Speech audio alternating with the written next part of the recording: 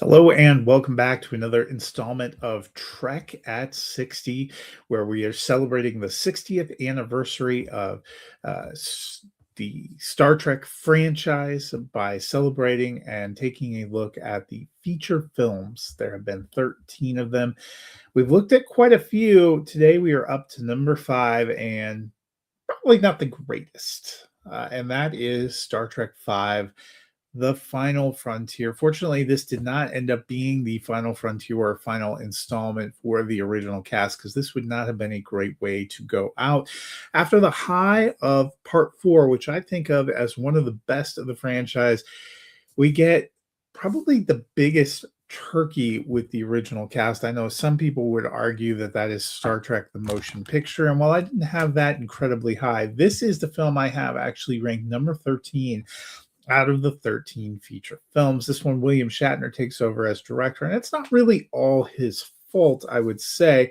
He actually gives some good performances to himself as the director here. This is more of a Kirk-centric movie, even though we meet Spock's half brother, and there are some things going on there. But this puts more of the focus on Kirk right from the jump. And that early sequence in Yosemite Park is probably one of my favorite moments of the film. The camaraderie between McCoy and Spock and Kirk. There's some fun there.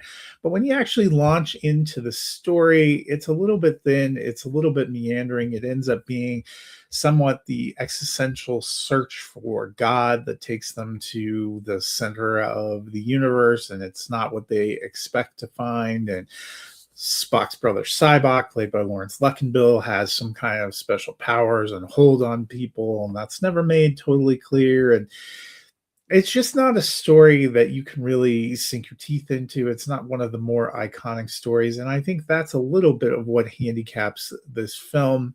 Shatner's direction is fine, probably not incredibly dynamic.